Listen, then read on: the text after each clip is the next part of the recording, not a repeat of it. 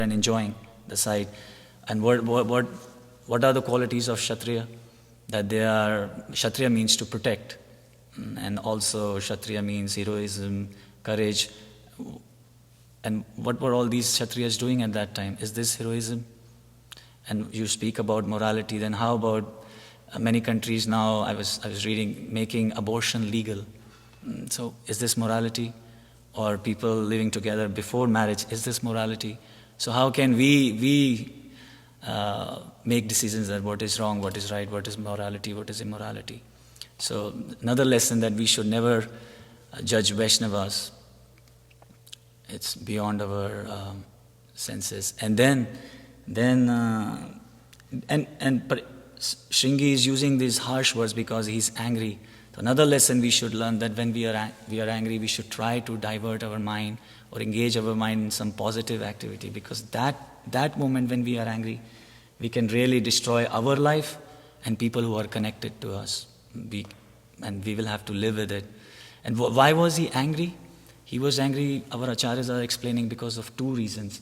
One reason is that natural affection towards his father, when he heard that his father has been garlanded by with snake, so he felt bad. Another thing is that scriptures explains that how a father is living his life through the son.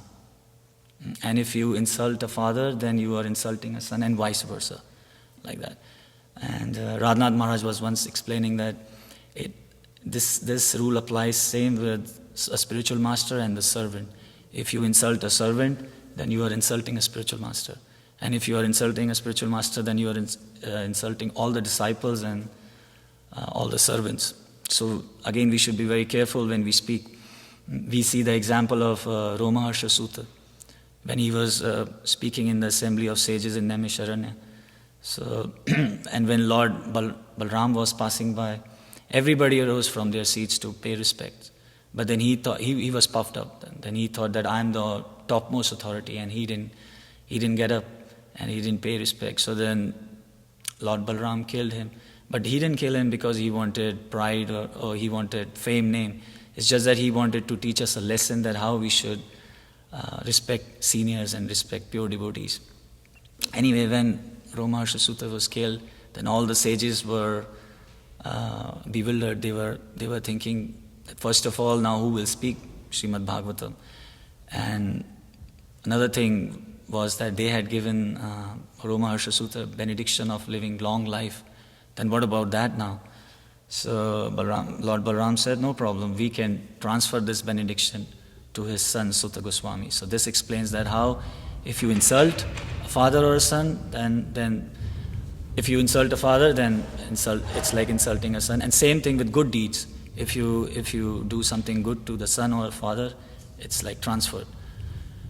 So that's why he was angry. But you see, he's repenting now. He's crying. And again, our acharyas are explaining that why he's crying, again because of two reasons. One, that when he actually saw his father with the snake, he started to cry. Another reason is that he understood that he has done a mistake. So what lesson we can learn from here is that when we are angry and we speak some harsh words, or we hurt someone, and later, even if we realize now we've done a mistake, still that harm is done, that damage is done. So very difficult to retrieve it. So we should be careful with our words. And then in text 40, we see how Shemak Rishi is opening his eyes, and when he sees that the snake is there around his neck, then he's not disturbed at all. And he simply throws, and then he because he heard his son crying, then he's asking, why are you crying? So this is a quality of Vaishnava, that instead of thinking about oneself, that they are selfless, he's thinking about others. This is service attitude, that how they can serve the humanity. He's asking his son, has somebody harmed you? Thinking about others. This is a Vaishnava. And also you see in Parikshit Maharaj's life, then when Parikshit Maharaj came to know about this curse that Shringi had done, he immediately took it as arrangement of Krishna, mercy of Krishna. And then instead of blaspheming Shringi, he simply went to Ganga and started to look for answers that what he can do now in 7 days. So this is a Vaishnava. Vaishnava is very forgiving. He forgives before the offense is done towards that Vaishnava. So, and also one time Radhanath Maharaj was saying the sanctity in a relationship is based on the principle of forgiveness. If you forgive and you forget, then only that relationship can continue. Otherwise, you see, this is Kali Yuga. Even if you have good intentions, but we all are sometimes most of the times, let's say, in mode of passion, and then we do things or we speak harshly and then the other person feels bad. But the intentions are not like that. This is the effect of Kali Yuga. So,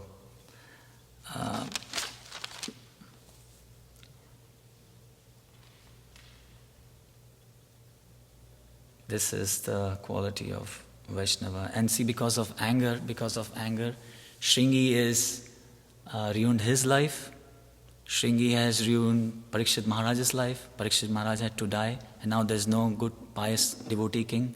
And when there's no king, there's no powerful, pious devotee authorities, then what about security?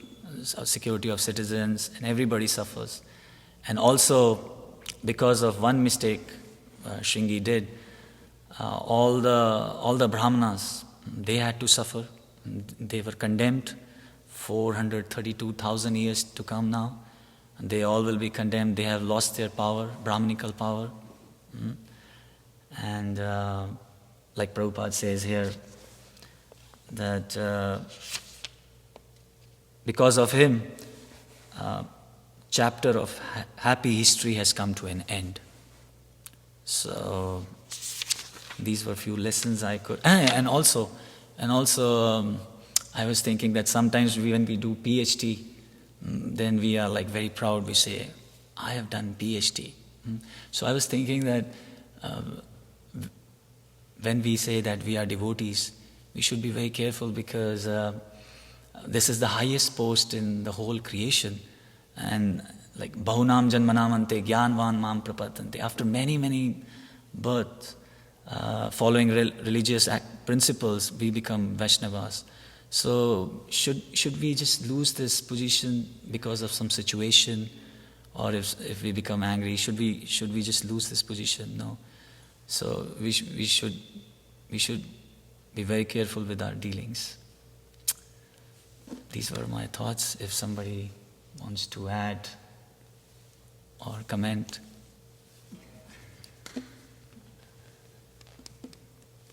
Very nice class. So, you said that we're not supposed to say that we are devotees. No, I never said that we are not supposed to say we are devotees. Like, I mean, and I've noticed some people, when you ask, like, are you a devotee, right? And they say, something like, oh, no, Prabhu, I'm not a devotee. And I just feel like it needs to be in a time, place, and circumstances. Because, for example, when you, of course, there's this humility, right? It can be that, I'm not even close to devotee. But it's like with the doctor, right? When you go to the doctor, and if you ask him, are you a good doctor? And doctor, says, oh, yeah, I'm good, but, don't call me doctor. I'm just kind of, I'll treat you, but, don't call me doctor because, I don't deserve that, right? And person won't really, believe him. I feel like kind of with us also, because many people, like from outside, even ask us, right? Like, oh, for how long you been a devotee? And if we start kind of, oh, I'm trying to be, I'm not a devotee, they anyway, it can be an impediment to do something further, to really cultivate them. Right. That's what I've noticed, at least. But you rightly said it depends on time, place, circumstance. If somebody new and you are cultivating, definitely you should say you're a devotee. But personally, I think maybe when someone very senior, like a spiritual master, if he's saying, well, Divyangi Mataji, you're very, very, very wonderful devotee. Maybe at that time, we should become humble. Yeah. And also, I like this point about anger. It's just really. I have a question. Where this anger comes from? Oh, attachment. Attachment to... Huh? Attachment. If you're attached to something and those things are not fulfilled, then you get anger. Like, what is that? Dhyayato vishayam pumsa sangasteshu upajayate sangasangajate. What is that? Sangasangajate. Kama krodha vijayate krodha bhavati sammohat smriti vibhrama. That when attachments are not fulfilled, then you become angry. And then when you become angry, then it bewilders your intelligence. So all anger comes from attachment. Like if you're angry, it just comes Mostly. from attachment. No other way to get it. If you have No other way to get over? No, I mean, if somebody experiences anger, it means that, I'm attached to something. Yeah, let's take an example. For example, I'm sure you must be getting angry on few things. Can you just cite one? Let's say anything you just explain, and then see how it is connected. Because let's say, for example, like few days back, I had some problem with one of my very good friend. So then we both became angry. But it's because maybe we are attached to our way of living. Like, he's saying that you come from a different background and maybe you think in this way, and I'm saying you think in this way, but that's because we are attached to our own way of living. Again, attachment. And that's why I thought, oh, this is rude, and he thought, this is rude. Does it make sense? But what to do with that? What to do? What to do with that? Like I said, tolerance. You see, there are some kind of levels. At least you can, because it's emotion, right? I understand. Easily, I'm becoming angry. Well, you can, but it just comes, right? Definitely. And at least sometimes we can understand, because okay, we read Bhagavad Gita, I know this verse, okay, it's from attachment, but it makes you even more angry, because you can do anything with this attachment. And you cannot understand what you're attached to. So at least you can kind of analyze that. But most of the times we don't analyze these things. So what to do in this case? If you're not able to analyze that, this is your question, that what should we do? Yeah. Anyway, I think common answer, whether you analyze or you don't analyze, I think that at that moment, at least at that moment, we should try to avoid that situation. And after a few minutes, I think we will repent, or we will be regretful, or if not, that we will at least understand that okay, I am also conditioned. If we expect that somebody should forgive us or somebody should tolerate us, then we should also be forgiving and tolerant towards the other person. Personally, I do this way, that okay, if the other person is in bad mood or he's angry, then okay, just for a few minutes, stay away. And by that time, because you are a devotee, then automatically Krishna gives you this knowledge that and that inspires you to think that maybe there's some problem with you. Or we can think in this way, that Krishna wants me to become more humble, more tolerant. I know it is easier said than done, but at least we can aspire for these qualities. I just noticed that also, it can be, we can live through emotions, but also we can, how do you call it, kind of repress this emotion, that you just go live through it, and it's also very dangerous for physical body and for... If you? What is the right word? Suppress. If you suppress this emotion, then it's dangerous. Yeah. But I personally feel if you take out this emotion, that is also dangerous. And don't you think it's better the first one? To suppress? To suppress. Maybe just for a few minutes. And personally, again, I feel, I'm not expert into this, maybe he can add more. But personally, I feel like, for example, he's my good friend. So if I have some problem, then maybe I can go and discuss with him. And then you feel relief. But I'm just thinking, if you take out those emotions at that time, then it could be more dangerous. Because both are fire now. See, sometimes we think that it's very important to take out now because we think that I've lost the battle. But it's not like that. Maybe if you are quiet for some time or at that moment, you have actually won the battle. Because the other person may come up to you and apologize for your wonderful thing which you did. I mean, once I was hearing this motivational speaker, he was talking about marriages or relationships. So he was saying, when they are coming to clash, if that moment, if one of the person remains humble or quiet, then the marriage can continue. So I was thinking. I know it's difficult.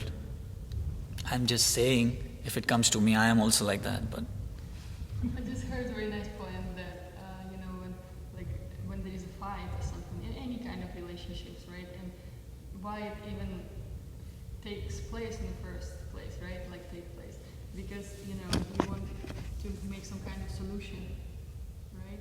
But the point is, in angry mood, this state of the mind, you cannot make any solutions. True. But it's very true.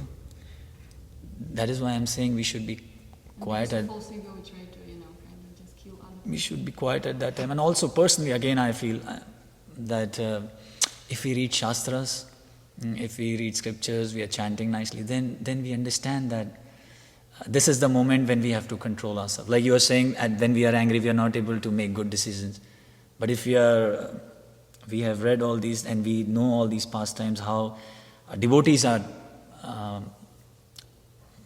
going through this and how they are dealing with when somebody is angry, then maybe we can come out with solutions. Prabhuji, would you like to add something? Well, I was just thinking about in the fourth canto, when Daksha, he got so angry at Shiva, and then he cursed him in front of the whole assembly. And in there, Prabhupada writes this very nice purport where he explains how it is forgiveness that is the ornament of the sadhu. So even because the sadhus generally, if you perform austerities, for example, then you are more prone to become angry also. If you perform tapasya, then generally one has the ability to become angry. You'll see, if you fast, for example, then it's much easier to become angry. So therefore, the sadhus, they have to learn to be as forgiving. So forgiving allows you to control anger. So you don't suppress your anger. So there is anger, but at the same time you can forgive, and then the anger is released. So that's the thing, you have to be able to forgive, otherwise it stays in there. And then even maybe you don't say something, but it's still, your mind still stays boiling. Yeah. So it's only by learning how to really forgive then that anger becomes released. So if you become angry, it's not a problem. It's it happens to everyone. But to be able to become forgiving is like an additional thing that you can learn, that allows you to be relieved from all these things. Yeah. Again, quality of forgiveness, tolerance.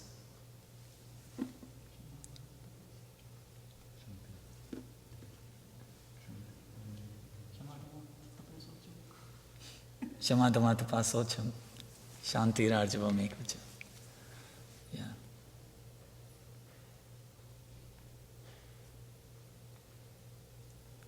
Also, once I heard, I'll just add this and then we'll end the class.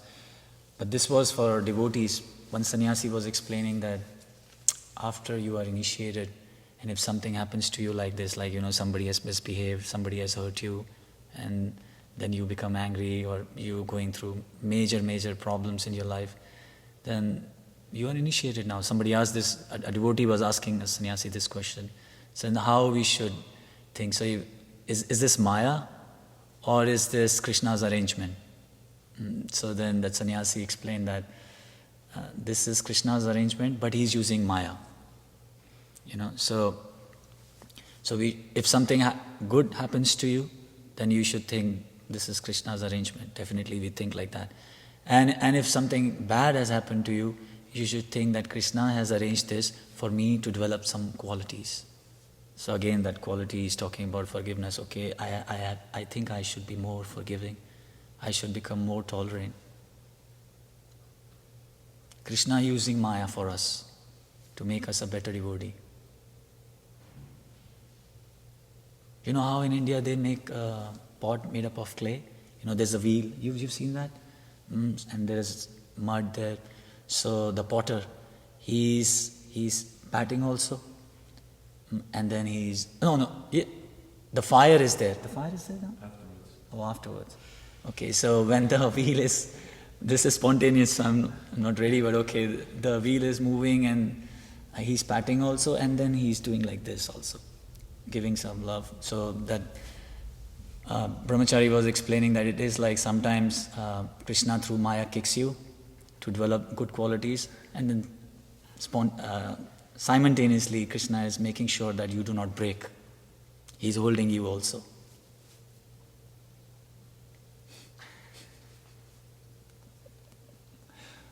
Spontaneous.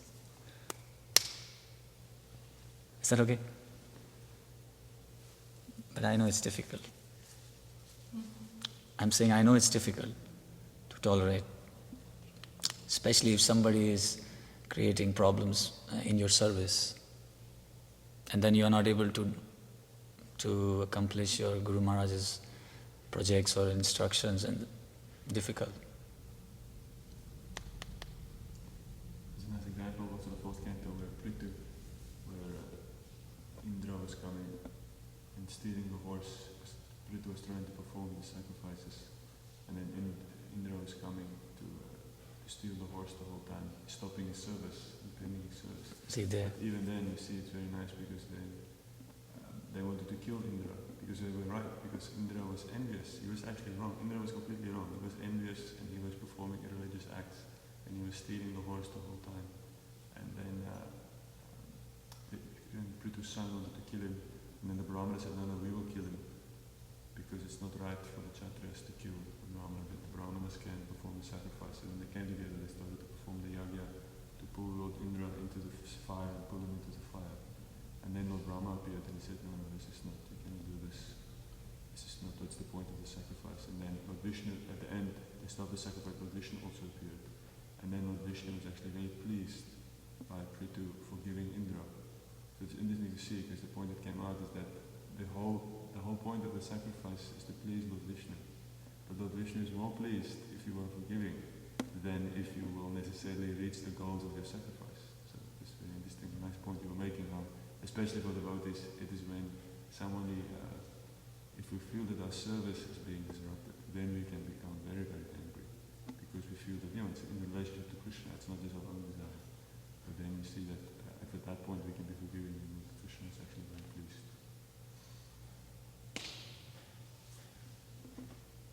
How do you deal with it? Actually, I happened to listen a lecture of one of my senior guest sister, my friend, and she made this nice point that it's what Prabhu said about that we're not supposed to really, keep it inside, because, it brings, why we even have all these problems with the body, different disease, cancer, right? Because of, emotions, something from the past, like we just didn't live through it, right? And that's how cancer happens to people most of the times.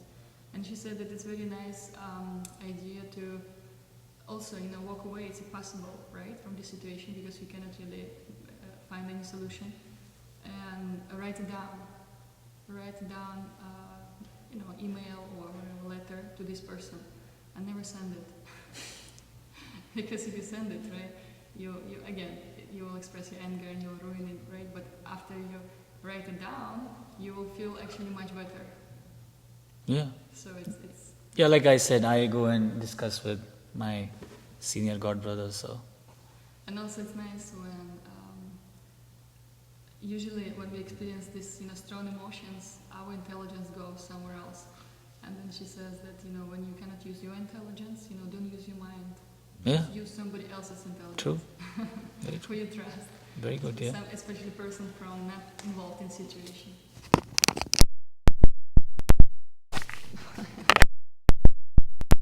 Always very calm. How do you deal with it? I'm not always very calm, definitely. I mean, we always see you are like, Chantir. you're always mother, you are always smiling. So I Peaceful. I'm just maybe tired usually. That's all.